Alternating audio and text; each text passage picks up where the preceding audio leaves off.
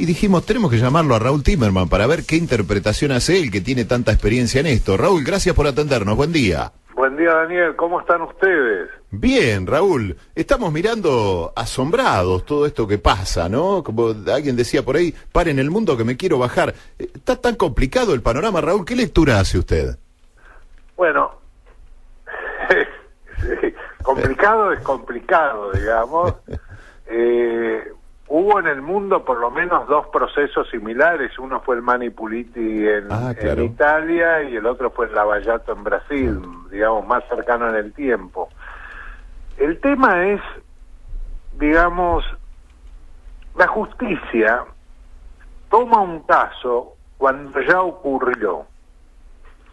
Y entonces, alguna vez el fiscal italiano, hermano Puliti, decía, nosotros lo que hacemos es autopsia, digamos, ya el caso ya ocurrió y bueno, lo que hacemos es juzgarlo. Ahora, eso previene de que ese caso no vuelva a ocurrir. No, solo la política puede hacer cambiar las cosas en la sociedad, no es la justicia. Digamos, la justicia puede sentar un antecedente. Pero fíjate, hay una cosa, Daniel.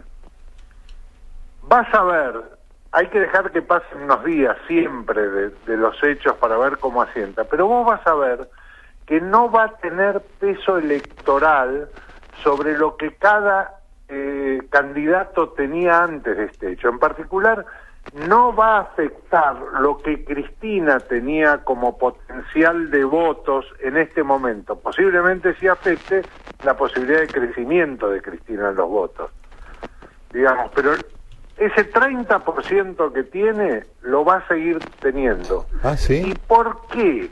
¿Por qué lo va a seguir teniendo?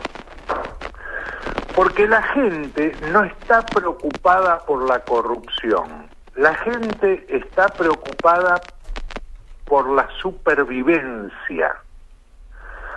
Es decir, el día a día de su situación económica, cómo está ubicado en relación a su trabajo, cómo están los chicos respecto a la escuela, digamos, cómo está él respecto a las posibilidades de la alimentación, cómo está respecto a la posibilidad de la vestimenta.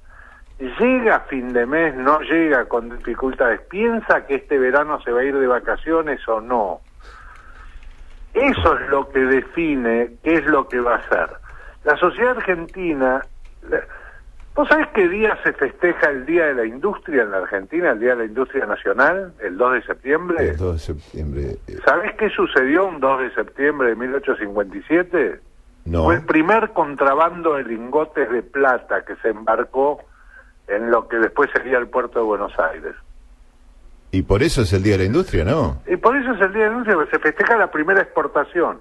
Esa primera exportación llevaba un contrabando de lingotes de plata. Es decir, esto lo escribió muy bien una vez Julio Ramos, no sé si lo recordás, Sí. el creador de Ámbito Financiero, Sí, claro, el fundador. Sí. Bueno, en un momento en que se discutía el tema de los valores en la sociedad. Y él dice, esta es una sociedad que comienza con el contrabando, es una sociedad de contrabandistas, dice. Y establece, y si vos te fijás, realmente los valores que condicionan el voto de la gente no son los valores de honestidad, sinceridad, no es eso lo que... La gente dice, vos le preguntás a la gente, hoy en día, ¿el gobierno de Cristina, usted lo favoreció o lo perjudicó? ¿El gobierno de Mauricio Macri lo perjudicó o lo favoreció? No, el 50% te dice que el gobierno de Cristina lo favoreció y el 65% te dice que el gobierno de Mauricio Macri lo perjudicó. Y eso es lo que va a decidir el voto. Pero usted quiere decir que se cumple aquello que dice que la víscera más sensible del hombre es el bolsillo. Que decía Perón, sí, efectivamente. Sí, bueno. Sí, se cumple porque básicamente el jefe de familia, la responsabilidad que tiene es la educación de sus hijos y la supervivencia de su familia. Entonces, por lo primero que se tiene que ocupar es eso. Esta es una comunidad totalmente desorganizada, es una comunidad sin redes sociales de contención. Es una comunidad del sálvese quien pueda. Aquel que se queda sin trabajo, si la familia no lo ayuda, el Estado no lo cubre. Vos pensás la posibilidad de quedarte 1, 2, 3, 4 meses sin ingresos. Digamos, la vida se te complica demasiado. Sí, sí. ¿Por qué? Porque es una comunidad que está organizada de una determinada manera con determinados valores culturales. Ahora, ¿tiene impacto esto? El tema de los cuadernos y el tema de la justicia, ¿tiene impacto? ¿Va a tener impacto electoral? Sí. ¿Cuál va a ser el impacto que va a tener? Bueno, esto va a impedir la posibilidad de una oposición unificada. Eso se terminó, digamos. Esa posibilidad se cortó. Vos fijate que Pichetto lanza su candidatura después del tema de los cuadernos. Y lanzar la candidatura para Pichetto es como no vamos a retroceder.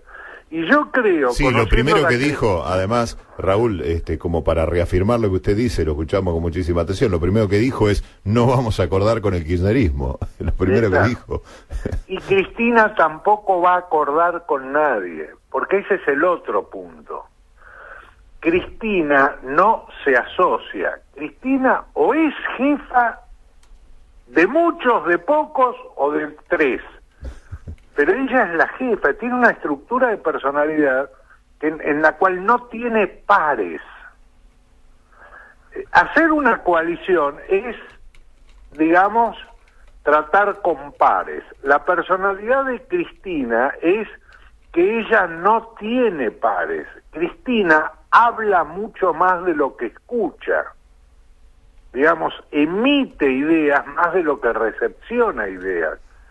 Cristina no tiene pares, entonces va a ser muy difícil. Cristina va a ir sola, va a ir con el núcleo que la rodea, va a ir con la cámpora, con Nuevo Encuentro, digamos, con lo que tiene en este momento y no mucho más. Sí, hay intendentes que quieren renovar en la provincia de Buenos Aires y el candidato, intendentes peronistas, y el candidato de la oposición que más votos le asegura hoy es Cristina. Claro. Y si quiere renovar, va a tener que ir con Cristina. Si no, le va a ser muy difícil renovar por su cuenta. O sea, pero, digamos, esto significa de alguna manera una grieta, creo yo, infranqueable, a menos que alguien dé un paso al costado, y que no son las características de personalidad de Cristina Fernández, digamos. De decir, bueno, yo como candidata no puedo garantizar la victoria, pero yo puedo aportar a una coalición una cantidad de electorado muy importante. Formemos esa coalición. Pero tendría que estar ella a la cabeza. Bueno, por eso digo, sí, dar un paso al costado es formar la coalición y no estar a la cabeza, digamos, aportar a alguna gente, ¿no? Pero no estar a la cabeza. Yo creo que va a ser difícil que con ella se pueda ganar. No imposible, porque la situación económica, si no se revierte, el que sale segundo en las generales le puede ganar el balotaje a Mauricio Macri o a María Eugenia Vidal o a quien sea candidato por el oficialismo. Y si Cristina sale segunda, le puede ganar. Sí, o sea que esa situación también se puede dar, no es imposible.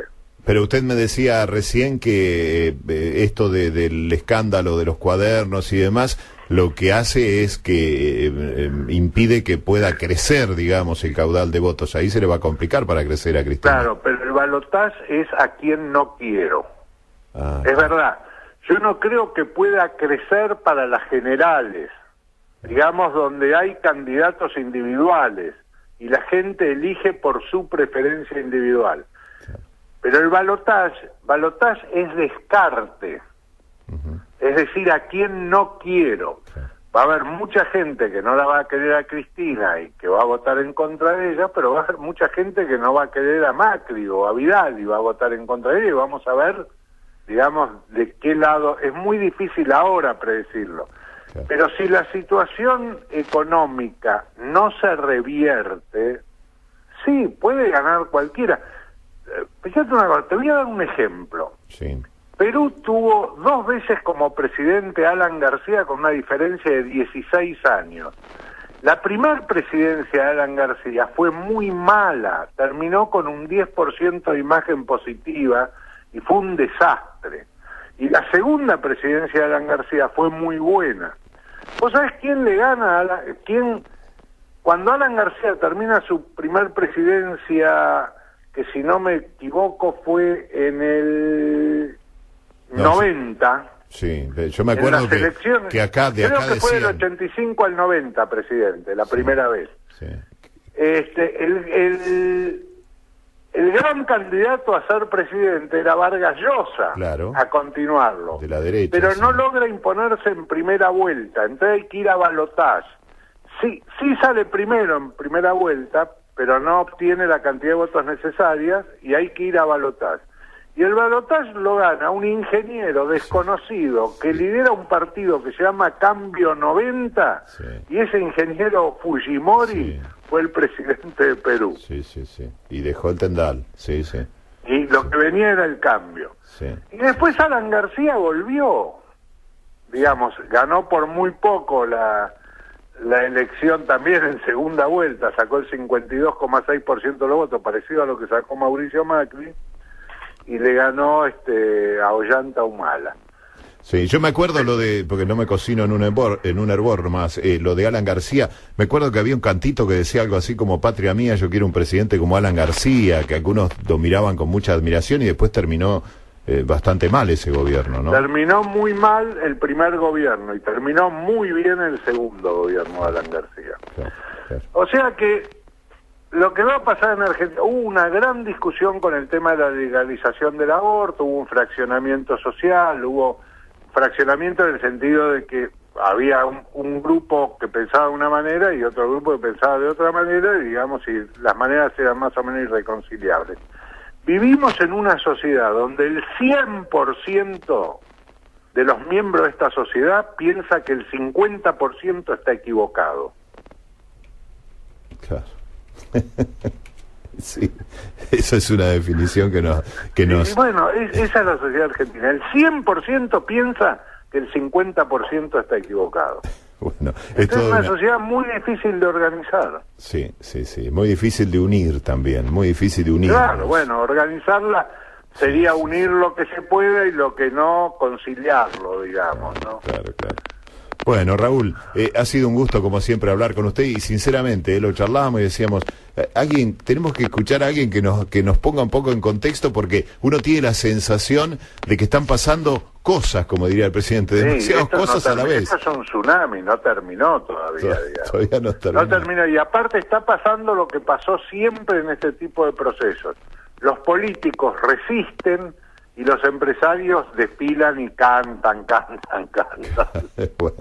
Bueno, Raúl, un gusto hablar con usted, como siempre, le agradecemos que nos atienda. No, al contrario, Daniel, mucho éxito. Que tenga buen día, hasta luego. Buenos días, gracias. Ahí está Raúl Timerman, de Grupo de Opinión Pública, alguien que tiene, como ustedes escuchan, mucha experiencia.